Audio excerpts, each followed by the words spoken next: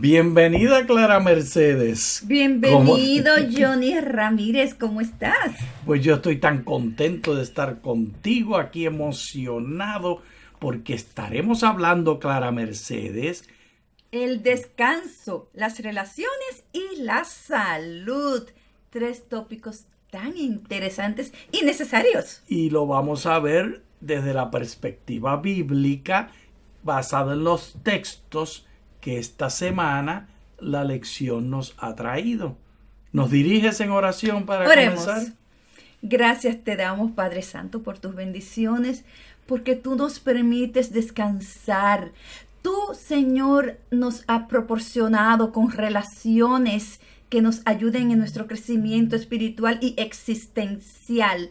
Gracias, Señor, porque tú nos das salud para poder descansar y poder tener relaciones contigo, con el universo y con todos los seres humanos. En el nombre de Jesús te pedimos estas bendiciones y te agradecemos. Amén. Amén. Clara, lo primero que hemos de entender cuando pensamos en esta lección y en este tema es que al hablar de relaciones estamos hablando de cómo un ser humano trata a otro ser humano. Es bien fácil decir, Clara Mercedes Jorge Tejada, ama a tu prójimo. Esa es una declaración fácil de decirla. Facilito. Es mucho más difícil decir, perdona lo que te hizo tu hermanita el 25 de diciembre de 1995, cuando te sacó la lengua y te ridiculizó en público, cosa que no ha sucedido con ninguna de tus hermanitas. Es mejor usar ejemplos específicos y no ejemplos universales, porque es muy difícil poder entender los ejemplos universales. Por eso debemos ir a lo específico, como esta experiencia que Johnny contó, que es algo que ha imaginado. Y aquí vamos a hablar de un personaje que trae ejemplos específicos. ¿De quién es que vamos a estar hablando, Clara? Vamos a hablar de José. A mí me encanta ese nombre. Tú sabes, Johnny, que yo tengo un tío. Bueno, ahora está descansando en el Señor José. Pero todavía lo tienes, el Sí, tío. Él tío está, José la Tejada. memoria, en la memoria del Señor está cada momento de su vida. Claro, allá está con el Señor. Esperando la resurrección. Así es. Leamos. José ya no podía contenerse más delante de todos los que estaban en su presencia y gritó: ¡que salgan todos de mi presencia! Detengámonos ahí, Clara Mercedes. Ok. Nota primero qué está caracterizando esta descripción. José ya no podía contenerse. ¿Qué quiere decir eso de que no se podía contener? ¿Qué es lo que no podía contener? Lo que él sentía en su Ah, corazón. lo dijiste. Sus sentimientos. Sus sentimientos. Generalmente visualizamos que los principios y los sentimientos no tienen nada que ver el uno con el otro y que debemos dejarnos llevar por principios. Y no por sentimientos. Sin embargo, la teoría cognitiva y la investigación de laboratorio y de los conocimientos más avanzados que tenemos de la forma que funciona la estructura del cerebro nos indican que cuando hablamos de un principio, en realidad estamos hablando de un sentimiento que lo promueve. Es decir, no se puede pensar en principios sin pensar en sentimientos. Y aquí el sentimiento que hizo gritar a José, Sentía que ya lo estaban abarcando mucho, lo estaban rodeando mucho. Él quería tener libertad, quería tener tranquilidad. bueno, vamos a leer para aprender un poquito más. Sigue leyendo. ¿Qué gritó él? Que salgan todos de mi presencia. Y a los que está sacando son a todos sus empleados, que son egipcios. Sigue. Nadie quedó con él cuando se dio a conocer a sus hermanos. Entonces se puso a llorar a gritos. Johnny, no fue un lloro, fue a gritos. Y lo oyeron los egipcios y fue oído también en la casa del faraón. Así que ¿Qué tú piensas ahora de los sentimientos? ¿Cuál era el sentimiento que estaba guiando toda esta expresión de tantos gritos? Johnny, era... Imagínate que tú has estado separada de tus 5 hermanos y hermanas, 3 hermanas y 2 hermanos. Y que me hayan vendido y que para te hayan esclava. vendido, y ahora estás frente a ellos y tú estás en poder Y tú, son ellos los que están en necesidad. ajá, entonces, ¿qué sentimiento sería? ¿Qué sentimiento? Un sentimiento de sentimientos encontrados como, mira, me vendieron. Al mismo tiempo, qué alegría Entonces, que estoy mira, con me ustedes. vendieron, es un sentimiento, ¿cómo se llama? Enojo, ira, ¿cuál sería? Dale. Las dos juntas, enojo e ira. Y entonces, el deseo de verlos a ellos y de estar con ellos, porque nota que lo que él hizo fue unirse a él. Vamos a leer un poquito más para que tú veas qué fue lo que sucedió después. Él no podía contenerse. Gritó. Y no un grito cualquiera, dice que gritó tan fuerte que lo escucharon diferentes personas en diferentes lugares, de tan duro que gritó, sus sentimientos, su dolor y al mismo tiempo su alegría fue que causó esos gritos tan fuertes. Se dio a conocer a sus hermanos y se puso a llorar a gritos. José dijo a sus hermanos, yo soy José. ¿Vive aún mi padre? Imagínate, él todavía no podía preguntar si el padre vivía porque no se había dado a conocer quién era él. Mira tú, ¿qué es lo que tú tendrías en tu corazón si tú quieres saber si tus padres están vivos? Eran sentimientos muy fuertes. Muy fuertes. Y todo esto que estamos haciendo, enfatizando los sentimientos, Clara, es porque queremos mostrar cómo la Biblia promueve la expresión de los sentimientos como parte, número 1, normal, número 2, necesaria y número 3, central. Está en el centro de cómo manifestar nuestro trato el uno al otro. Pero la mayor parte de la gente no le quiere dar nombre a los sentimientos, no los quiere expresar. ¿Tuvo José problemas expresando sus sentimientos? Al principio sí, él estaba conteniéndose. Pero era su plan, mucho. era su plan. Era su plan porque él quería saber si sus hermanos todavía seguían siendo tan tremendos y tan egoístas como eran cuando lo vendieron a él como esclavo. ¿Recuerdan? Cuando niño. Y entonces cuando estaba jovencito, y él quería conocer sus sentimientos y su vida antes de él darse a conocer como su hermano. Sigamos leyendo la historia. José dijo a sus hermanos, yo soy José. ¿Vive aún mi padre? Sus hermanos no pudieron responderle porque estaban aterrados delante de él. Entonces José dijo a sus hermanos, acérquense a mí, por favor.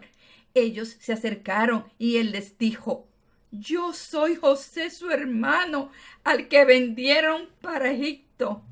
¿Viste? Ahí agregó el título, al que ustedes vendieron. Ahora pues, no se entristezcan ni les pese el haberme vendido acá, porque para preservación de vida me ha enviado Dios delante de ustedes.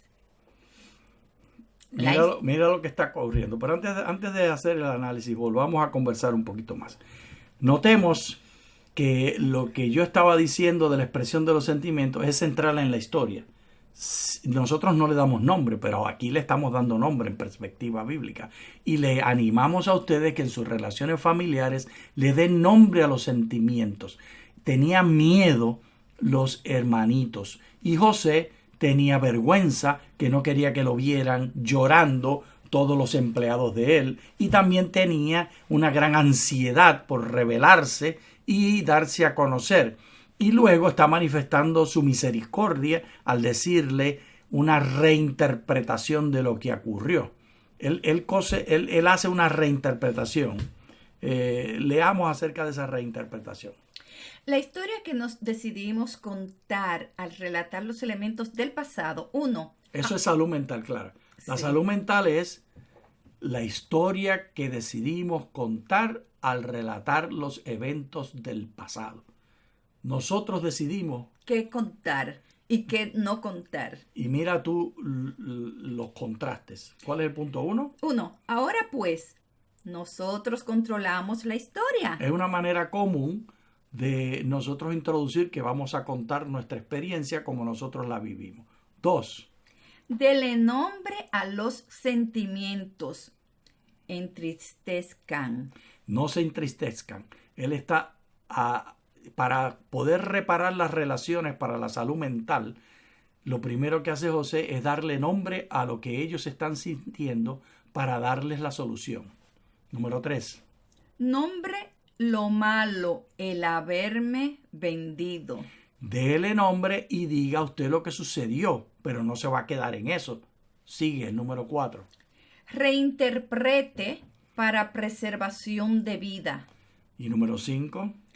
Reinterprete, me ha enviado Dios ustedes. Entonces, lo que está haciendo el hermano José es diciendo, ustedes piensan que la historia es, y por eso están entristecidos y con miedo, que ustedes me vendieron y me negaron. Esa no es la historia. La historia es, Dios hizo esto. Pero, Clara, ¿ellos lo vendieron o no lo vendieron? Lo vendieron. Pues claro que sí. Y él les lloró y le pidió, no me vendan. Y ellos lo vendieron. Y él no negó lo que ocurrió, pero lo reinterpretó. Exactamente. Y esa es la capacidad que tenemos todos, Clara Mercedes. Aquí te lo doy, Clara, tómalo en las manitas. Reinterpretar cualquier cosa que haya sucedido, procurar reinterpretarla para vida. ¿Puede Dios reinterpretar cualquier historia negativa? Claro. ¿Estás segura? Claro. ¿Habrá algo que te pueda hacer alguien que sea tan malo que siempre va a ser malo? Claro que no. Romanos 8:28. Lo que aman a Dios, todas las cosas le ayudan a bien y Dios va a transformar. Ese mismo texto, Clara. Romanos 8:28. Es la herramienta para reinterpretación. Exactamente. Ver la perspectiva de Dios. ¿Sabes que aprendí esta semana acerca de la paradoja de medir la costa? Medir la costa, es decir, decir cuántos metros cuadrados el perímetro. El perímetro Tú hablas de la costa de cualquier país. El mar. Las orillas del exacto. mar. Perfecto. Medir para decir el perímetro de la República Dominicana o el perímetro de Australia es tantos metros, tantos kilómetros, tantos pies, la medida que usemos. Pues sabes tú que, por ejemplo, usando el ejemplo de la costa de Australia, cuando uno mira en el internet, la han medido y una de las medidas es que en los miles de metros. Pero la otra medida es en los cientos de miles. ¿Por qué? Porque la paradoja es la siguiente. El largo del perímetro de una costa depende del largo de la medida que se usó para medirla. En otras palabras, un ejemplo. Si usamos una varita pequeña, entonces la costa es así zigzagueando. Entonces medimos cada pedacito, porque la varita pequeña nos permite dar la vuelta en cada pedacito. Y va a ser mucho más larga la costa. Si usamos una medida más larga, entonces va a medir del punto más alto al punto próximo más alto. Y se disminuye grandemente el perímetro. Es como la regla de matemática que dice, la distancia más corta entre dos puntos es la línea recta que los une. Gracias. Cuando usamos una medida más amplia, usamos la distancia entre dos puntos. Pero cuando es pequeña, los puntos están más cercanos. Diferente. Y se puede medir mucho más. Sí. La realidad que estamos enfatizando está en la historia. Sigamos leyendo. Ya han transcurrido 2 años de hambre en medio de la tierra y todavía quedan 5 años en que no habrá ni siembra ni siega. Pero Dios me ha enviado delante de ustedes para preservarles prosperidad, posteridad en la tierra y para darles vida mediante una gran liberación.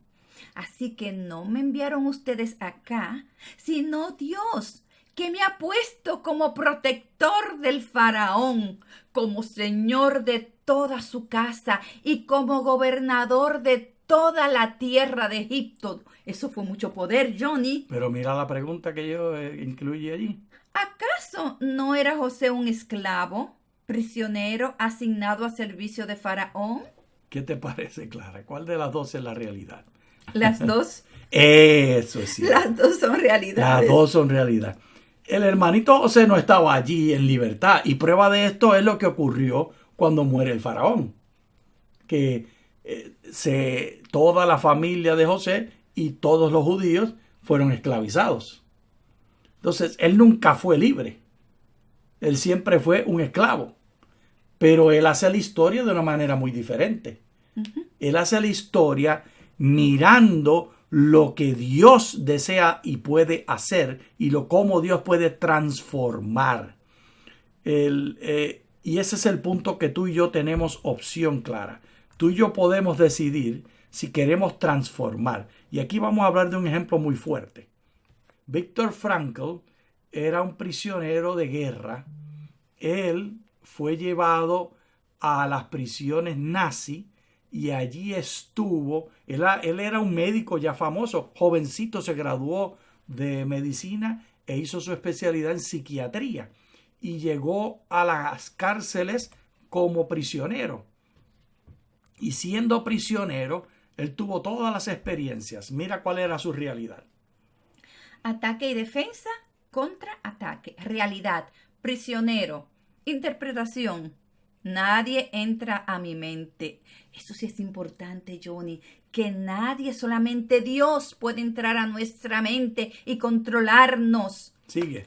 Campo de concentración. Esa era la realidad. Interpretación, yo establezco mis metas. Realidad. Escasa comida. Reinterpretación. Comparte lo que tiene. Realidad. Abusos continuos. Interpretación. Les ve como prisioneros. Él ve a los guardas que están obligándolo a él como los verdaderos prisioneros. Realidad. Pierde padres y esposa. Reinterpretación. Salva su vida. Esto, Clara, es lo que se llama logoterapia. Léelo. Frankl argumentó que siempre tenemos la libertad de encontrar significado a través de actitudes significativas, incluso en situaciones aparentemente sin significado. Por ejemplo, la siguiente conversación con Frankl ayudó a un paciente anciano y deprimido que no pudo superar la pérdida de su esposa. Frankl le preguntó: ¿qué hubiera pasado si hubieras muerto primero y tu esposa hubiera tenido que sobrevivir a ti? Oh, respondió la paciente.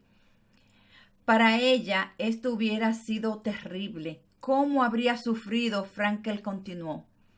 ¿Ves que se le ha ahorrado ese sufrimiento? Y eres tú quien la ha librado de este sufrimiento, pero ahora tienes que pagarlo sobreviviendo y lamentándola.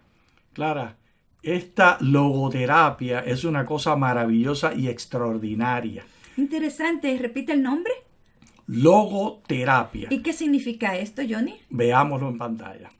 El hombre no dijo una palabra, pero estrechó la mano de Frankl y salió tranquilamente de su oficina. Eso es logoterapia.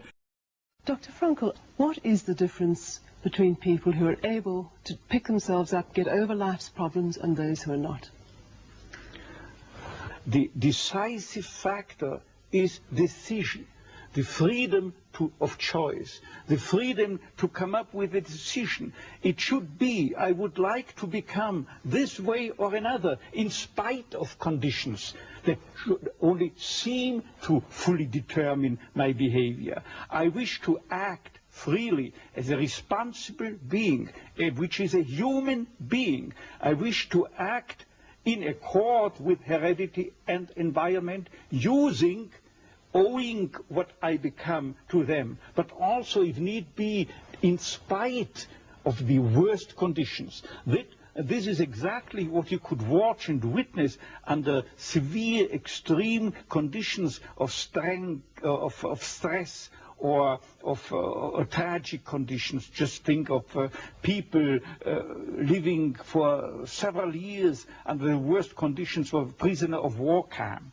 There's a whole body of psychiatric literature about that, or for that matter, in concentration camps. And this is what should be acknowledged. People are free, and if you watch or study the lives of such people in just a detached, down-to-earth, empirical, strictly empirical, scientific way and fashion, in another way than you presented it and you commented it in another way, then people get the picture, the impression of a human being as something, not someone, something that is fully determined.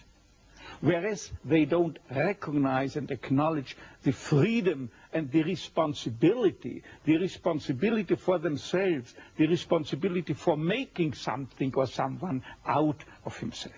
So your basic philosophy is that life has meaning under all conditions, but how easy is it when there's a sense of hopelessness, a sense of despair, to recognize this meaning? What does it mean?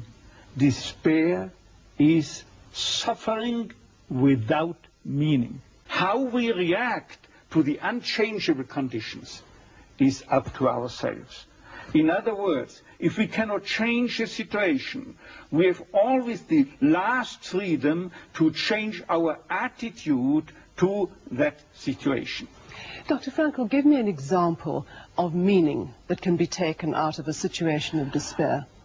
I once received a letter from a young Texan student who told me his own story. At the age of 17 years, he had an accident when indulging to his diving sport. And from that time on, he was paralyzed from the neck down. And he wrote to me, "I broke my neck, but it did not break me. I am at present helpless, and this handicap will remain with myself apparently forever. But I have not given up my studies. I want, because of my own helplessness, to help other people. I want to become a psychologist, to help others. And I'm sure," he wrote to me, "that my suffering will add an essential contribution to my ability to understand others and to help other people." This man, three years later, was invited by me to deliver a lecture, to read a paper at the 3rd World Congress of Logotherapy taking place at the University of Regensburg in West Germany. He was brought in and with his wheelchair by a plane from Texas to West Germany and delivered a lecture under the title, "The Defiant Power of the Human Spirit." The last sentence read, "I know that this is true because that man was me." Esto es logoterapia. ¿Vas a seguirlo? La invitación de Dios para ti es que tú puedes reinterpretar todo bajo la mirada del Espíritu. Dios te dio la capacidad de reinterpretación. La reinterpretación de la realidad que nosotros hacemos para nuestra conveniencia y para la conveniencia de las relaciones con los que están alrededor nuestro. Si Frankl hubiera hecho como la mayoría de los prisioneros de guerra, ultrajados, perseguidos, abusados, hubiera muerto como la mayoría de ellos moría. Esto todo comenzó, Clara, cuando él como él era médico, pues él tenía conversaciones con los otros que eran médicos y tuvo conversación con uno que tenía conocimientos de medicina también al entrar como prisionero al campo de concentración. y le dice, ¿qué tú observas? ¿Qué está sucediendo? Y el hombre le contesta a Frankl, he notado que independientemente de la fuerza física y la capacidad física de los más saludables, comparándolo con los enclenques y débiles, no es la realidad biológica y física la que permite a una persona sobrevivir. Lo que permite sobrevivir es encontrar valor e importancia al sentido de lo que está ocurriendo. ¡Ay, qué interesante! La reinterpretación que ocurría en el cerebro, le dijeron a Frankl, este médico, era lo que permitía que alguien sobreviviera o que alguien no sobreviviera. Vamos a pantalla a ver de nuevo qué quería decir esto. Yo decido, ese es el número 1, Johnny, yo decido cuál es la realidad. Amén. Qué privilegio nos ha dado Dios que podamos decidir cuál es nuestra realidad. Número 2, el sentido de la vida es mío. 3, servir a los demás es el centro. 4, nadie puede entrar a mi mente a menos que yo le permita. Wow. Eso está poderosísimo. Y esto fue exactamente lo que hizo el hermanito Viktor Frankl. Él le dio sentido a la vida trayendo una reinterpretación a esa realidad terrible que estaba experimentando Clara Mercedes. Y esto es exactamente lo que hace también José. Entonces, cuando nosotros pensamos en nuestra vida y en la importancia de las relaciones humanas, no estamos hablando de consagración, algo espiritual.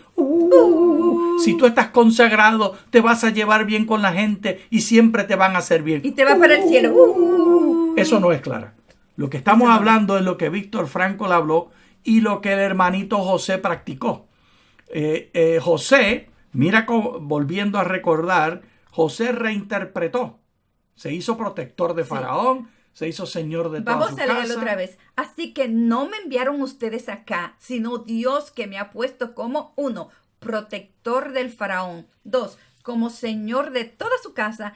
3, y como gobernador de toda la tierra de Egipto. Sí. Sin embargo, él siempre fue un esclavo prisionero asignado al faraón.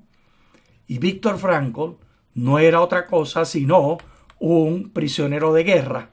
Sin embargo, él reinterpretó lo que esto Mira, era. Johnny, deja esta foto.